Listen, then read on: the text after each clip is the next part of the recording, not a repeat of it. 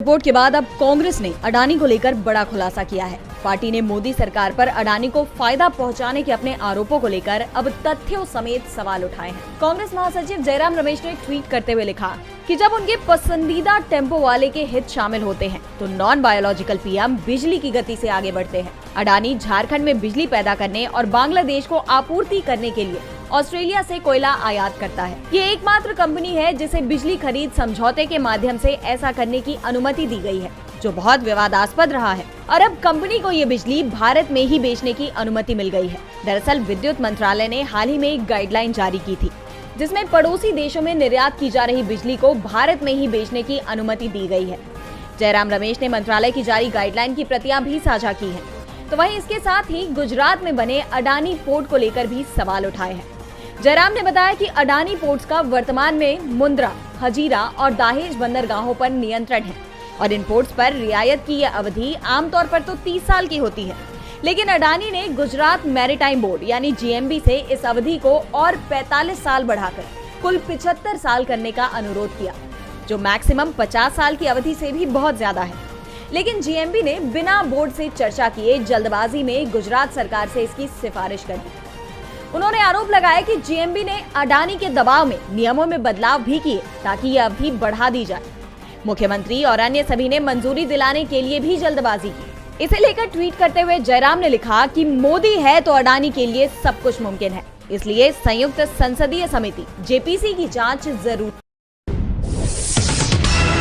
UP में BJP के दावों की पोल खुलती जा रही है। जहां पहली ही बारिश में करोड़ों की लागत से अयोध्या में करवाए गए निर्माण कार्य धुल गए, तो वहीं अब अयोध्या में सड़कों पर लगाई गई लाइटों के चोरी होने की खबर सामने आई है।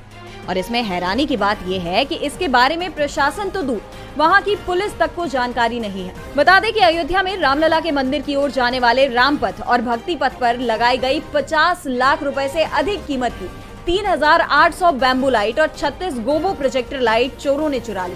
चोरी की ये घटनाएं अयोध्या के सबसे महत्वपूर्ण और सुरक्षित माने जाने वाले स्थान पर हुई और पुलिस बल सहित किसी को भी इसकी भनक तक नहीं लगी।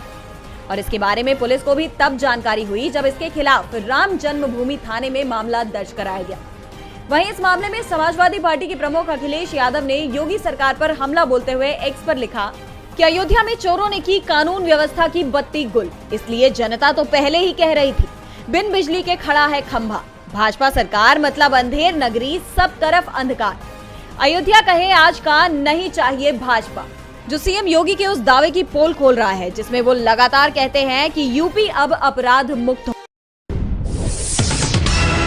महाराष्ट्र में राजनीतिक दलों के बीच महासंग्राम छिड़ गया है। एक तरफ तो विधानसभा चुनाव में जीत के दावे हैं, तो दूसरी तरफ राजनीतिक दलों में फेरबदल भी अपने चरम पर है। ऐसे में अजीत पवार की घर वापसी को लेकर भी चर्चाएं तेज हैं। इस बीच एनसीपी एसपी के वरिष्ठ नेता जयंत पाटिल ने अजीत पवार को लेकर बड़ा दावा कर दिया है। उन्होंने कहा कि अजीत पवार पार्टी छोड़कर नहीं जाते तो महाराष्ट्र के अगले सीएम अजीत होते। साथ ही उन्होंने अजीत पवार पर तंज कसते हुए कहा कि 1990 से अजीत विधायक हैं, लेकिन उनके बाद आने वाले एकनाथ शिंदे और देवेंद्र फडणवीस आगे निकल गए।